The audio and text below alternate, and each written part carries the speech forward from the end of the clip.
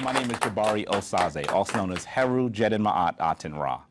I really want to welcome not only the folks at home who are watching, but also the folks that are here in our studio audience for hopefully what will be an interesting ride this evening. We're going to be talking about ancient Egypt as the birthplace of medicine. And before I say anything else, let me say to you that it's even awkward for me to say ancient Egypt. I no longer use the term Egypt.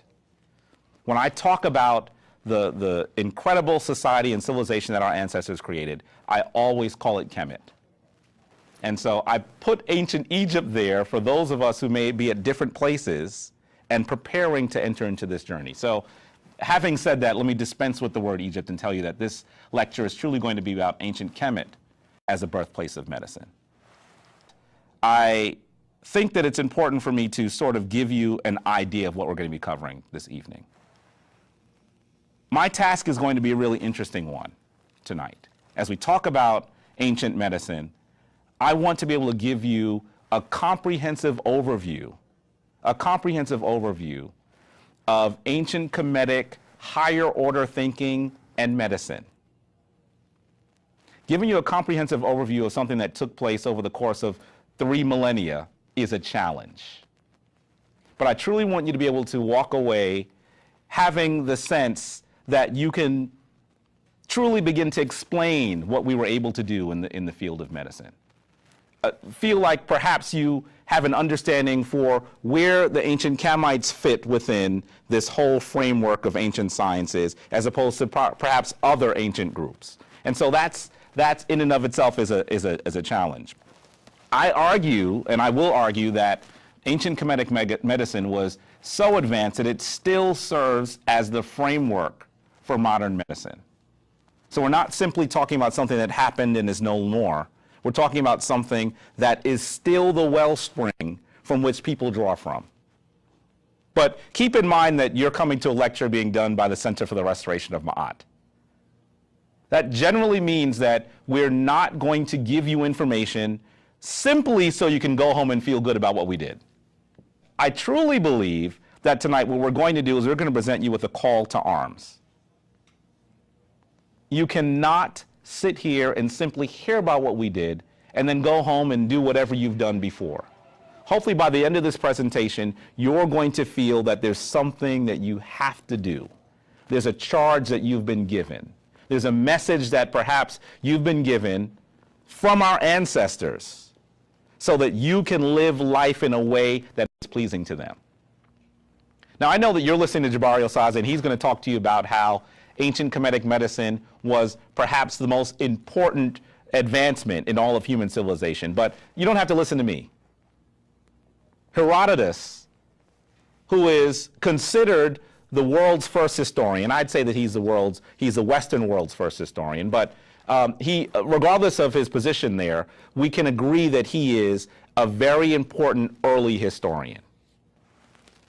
Herodotus, this Greek visitor to Egypt, says, "The art of healing is with them divided up so that each physician treats one ailment and no more." Egypt is full of physicians, some treating diseases of the eyes, others the head, others the teeth, others the stomach, and others unspecified diseases.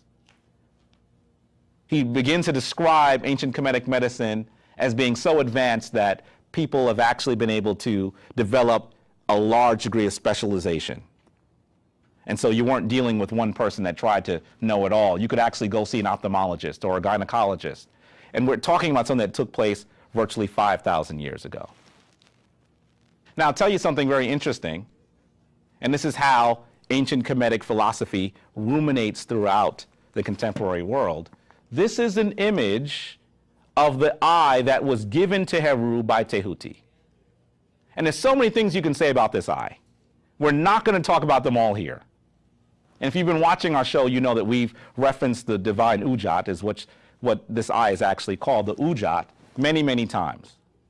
But really quickly, keep in mind that each of the portions of this eye can be separated into fractions. And when those fractions are put together, you get 63 out of 64. Because, of course, divine wisdom is knowing what you know and knowing what you don't know.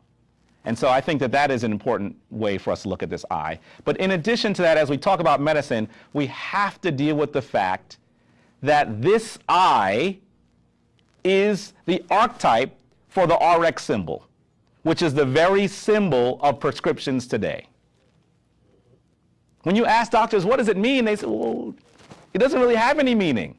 And that's because they took two I believe they were Latin letters at the time, and they attempted to connect this to this great eye of great wisdom, and that is how they came up with this RX symbol. And you can see in this image the similarity in this symbol.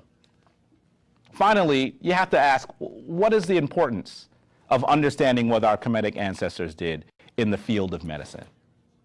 And I have to clearly say to you that, once again, we're the Center for the Restoration of Ma'at. And so we hope that this information will spur you to do more. Think about the excellence that our ancestors brought to human civilization. Think about all those things that we gave the world. And then think about those things that you're not doing because you think you can't. I know so many individuals that say, I'm not good at math. How can you not be good at math when you created it? I can't do science. I have a problem with physics and chemistry. How can you have those problems when your parents gave it to the world?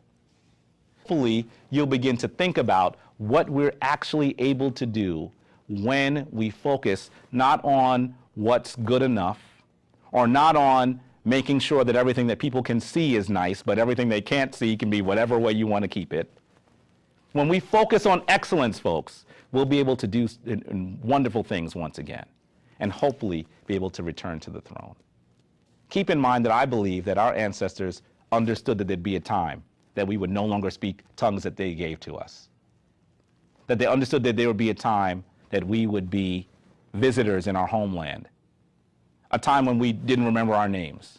And so I truly believe that they wrote these great secrets in stone, because they realized that as we matured, we would be able to read them and return to greatness.